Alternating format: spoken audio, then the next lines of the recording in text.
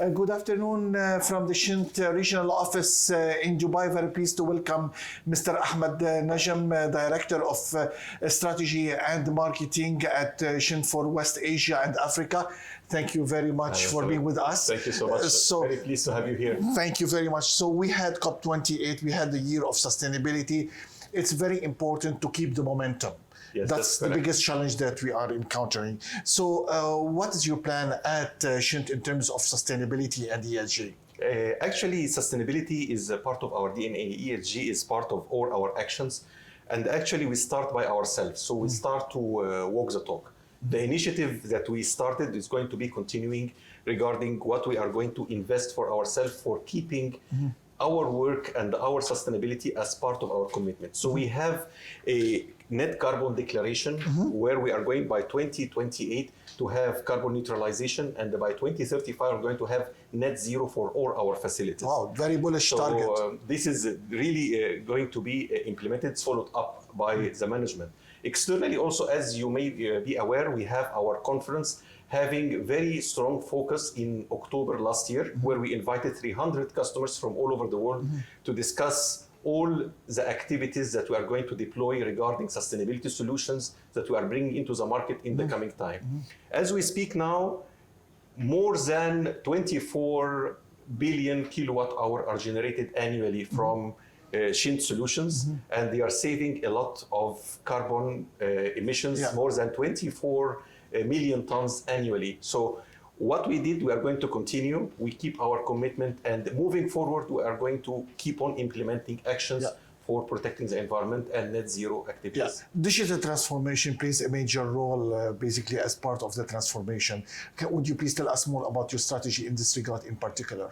Digital transformation works always hand in hand with sustainability. Absolutely. So as we talk now, one of the main pillars. Exactly. So we still keep, because all our product portfolio are meant to save energy and make sure that we are not harming the environment. So we have the solution related to the smart grid, which is enhancing the solution, enhancing the productivity of the network, energy management, smart metering system.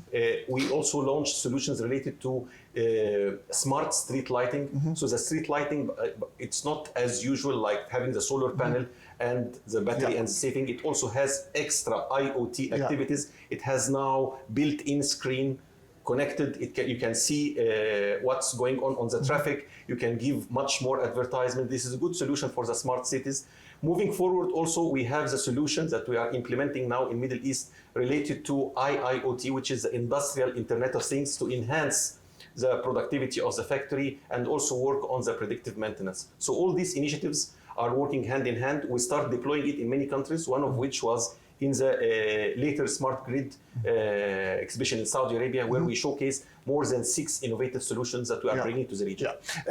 I mean, as you know, the MENA region is quite diversified, different requirements, including hybrid, basically for some remote areas or that, for example, such as Egypt, Oman, and other parts.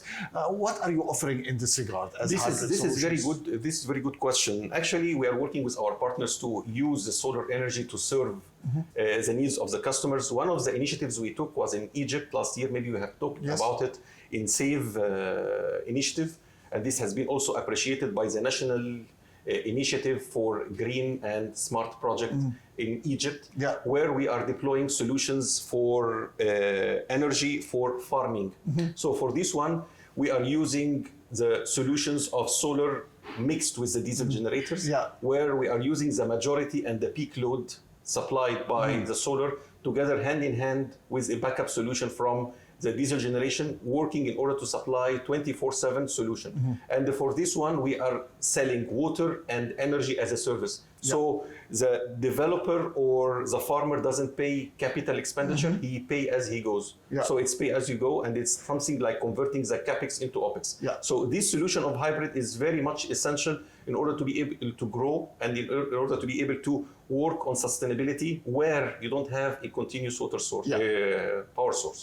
Besides Egypt, where do you foresee the opportunities in the MENA region? We have a lot of opportunities coming up in Algeria. So So it's part of our special focus, as well as in Egypt, of course, and in Saudi Arabia. So in addition to UAE, Egypt, Saudi Arabia, and Algeria, this is going to be the primary focus for 2024. We see major opportunities coming out for the solar, for the usage, and for the incentives provided by the government to promote the solutions that's supporting the sustainable solutions.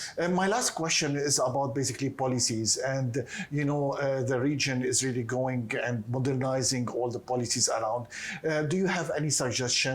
How do you foresee the policies across the region? I believe that in Middle East, because we are known to all the places around the world that we are the oil source, so in many cases we don't have the right level of incentives in some countries, which is promoting the usage and facilitating the life of people to adopt adaptive solution or to adopt sustainable solution. In this case, I believe one of the things policy has to adopt is facilitate and support the transformation for users, developers, farmers, and different categories of power users into transformation into sustainable solution by providing financial support, by financing activities, by promoting the activities of smart projects. This will be helping a lot to accelerate the transformation. Mr. Negm, thank you very much for being with us today. I really appreciate it. Thank you so much for coming. Thank you. Thank you. Thank you.